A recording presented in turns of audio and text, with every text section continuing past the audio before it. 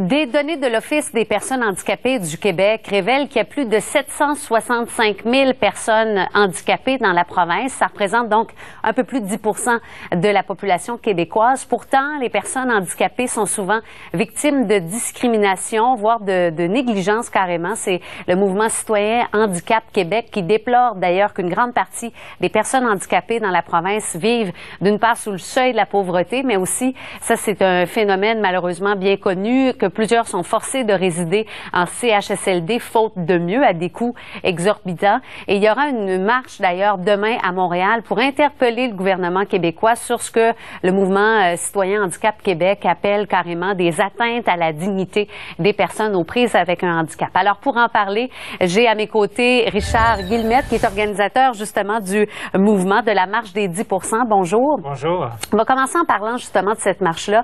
Pourquoi c'est important pour vous de faire un mouvement comme ça, public, et interpeller le gouvernement? Pourquoi c'est important? C'est pas vraiment compliqué. Je vis cette situation-là et on la vit, nous tous, depuis au moins 30, 40, 50 ans, depuis que j'ai la conscience. Depuis que j'ai conscience, puis Dieu sait que j'ai une conscience depuis longtemps, on vit, les personnes handicapées, la majorité vivent dans la pauvreté, vivent dans des CHSLD. Me voyez-vous en CHSLD, Mme Royer? Pas du tout. Et on parle aussi d'accessibilité universelle qui n'est pas présente. Donc, on est laissé de côté, on est négligé. On vit dans une certaine déchéance à cause du gouvernement du Québec. Je vais dire passé. Parce que j'ai un peu d'espoir pour le nouveau gouvernement du Québec, je l'espère. Qu'est-ce que vos démarches, votre organisation jusqu'à présent, qu'est-ce que ça a pu donner concrètement? Écoutez, on travaille fort, là, tous les organismes du Québec ensemble pour arriver à quelque chose de potable. Honnêtement, ça n'a pas donné grand-chose parce qu'on n'a pas de pouvoir, on n'a pas de voix. Alors, le gouvernement nous tasse de côté. C'est facile pour lui, nous met de côté. Quand est-ce qu'on parle des personnes handicapées? Quand? Très rarement. Vous avez eu l'audace de m'inviter, je vous en remercie beaucoup, parce que c'est très rare que ça arrive, ça, sur une tribune, et là, on l'a. Donc, on ne veut pas faire pitié, hein. Il faut bien comprendre, Envoyer. Les personnes handicapées ne font pas pitié. Ils acceptent leur état, mais des fois, on se demande, est-ce que l'État, elle, nous accepte? En tout cas, elle nous fait vivre beaucoup de misère, cet État-là. Et c'est pas parce qu'on veut pas, on veut bien. Mais je pense que ces gens-là ont oublié qu'ils nous mettent de côté. Bref.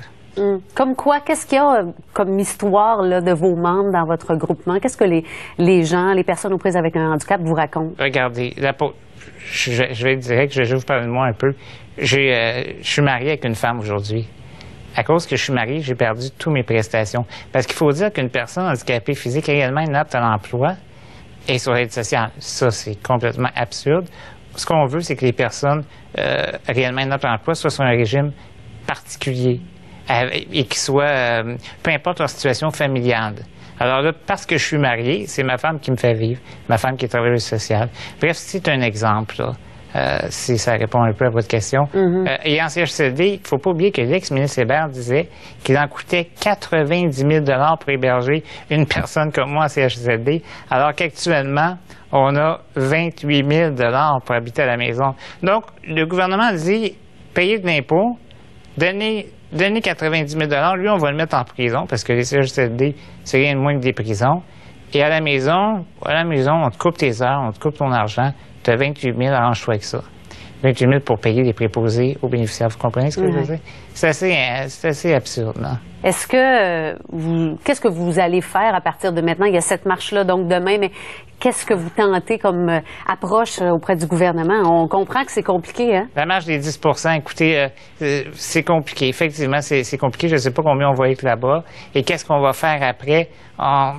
À un moment donné, le gouvernement va falloir qu'il s'attende qu'on va aller jusqu'à la désobéissance civile. Moi, personnellement, là, je suis prêt à ça et d'autres gens comme moi sont prêts à ça aussi. Est-ce qu'il faut vraiment en arriver là, Mme Royer? J'ai des amis qui meurent en ce moment en CHSLD. J'ai des amis qui meurent dans la pauvreté, qui peuvent pas rêver un petit peu. Est-ce que je pourrais m'acheter un téléviseur? Non, ils peuvent pas penser à ça. On est pauvres, il faut le dire, pas tout le monde, là. La majorité des personnes handicapées qui ne peuvent pas travailler sont pauvres.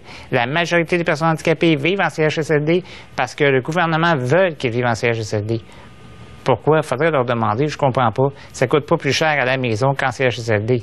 Vous, en tant que contribuable, je suis certain que vous serez d'accord de me mettre à la maison, faire mes petites affaires plutôt qu'en CHSLD après mourir là. Et d'ailleurs, j'ai un ami je vais lui rendre hommage demain à la marche. J'ai un ami qui est décédé, qui tournait à la marche l'an passé, qui sera pas là. Alors, cet ami-là est décédé dans la pauvreté et sans espoir. Alors, c'est ça qui va arriver. Oui. Et le désarroi de vos membres, là, justement, à l'association. Le désarroi, la déséance, un paquet de... mon Dieu, je dis des méchants mots, là, mais je viens en colère là, quand je vois ça. Puis je le vois tous les jours, je le vis aussi. J'accepte mon handicap. Moi, j'ai pas besoin que ça. La majorité des personnes handicapées acceptent leur handicap. C'est pas ça le problème. Le problème, c'est la misère que l'État nous inflige. Et il faut arrêter de penser que les personnes handicapées font pitié. C'est vrai, on fait pas pitié. Il faut arrêter de penser que les personnes handicapées sont bien, par exemple, que l'État nous traite bien. Ça, c'est pas vrai du tout. Puis je vous le dis, là, l'État nous traite pas bien du tout. Il n'y a pas de structure en place pour prendre soin de vous? Il y a des structures, mais on dirait que c'est plus pour payer des fonctionnaires, là. Vous savez, il y a des très bons programmes qui existent de médecine à domicile, un en particulier, qu'on appelle chèque emploi-service. Sauf que maximum d'heures autorisées dans la province de Québec pour un individu comme moi, 44 heures et demie par semaine, alors que mes besoins sont de 24 heures par jour, 7 jours par semaine, et à 12 $ l'heure. On donne 12 $ pour venir, je ne dirais pas le gros mot, mais me mettre sur la toilette, me donner mon bain, bref, m'aider à fonctionner. Ouais. Donc, à qui vous demandez concrètement de l'aide? À quelle intervention vous demandez de la part du gouvernement? Je demande carrément au premier ministre du Québec, M. Couillard, de relever des défis que les autres gouvernements précédents n'ont jamais réussi à faire, de donner une place aux personnes handicapées au Québec, de donner l'opportunité aux personnes handicapées au Québec de vivre et non seulement d'exister, Mme Royer. Parce qu'en ce moment, c'est ce qu'on fait. On existe et on ne vit pas. Alors, on lance l'appel à tous ceux et celles à la maison qui auraient envie de se joindre à vous demain. Écoutez, on se ramasse donc au parc de la Fontaine demain.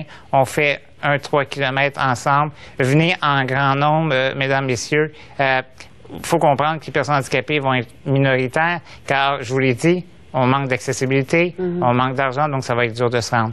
Merci beaucoup, Mme Royer. Bien, merci à vous de vous être déplacé, de venir de lancer ce cri du cœur pour vous et pour les autres membres. Et on le rappelle, au Québec, ça frappe beaucoup de monde.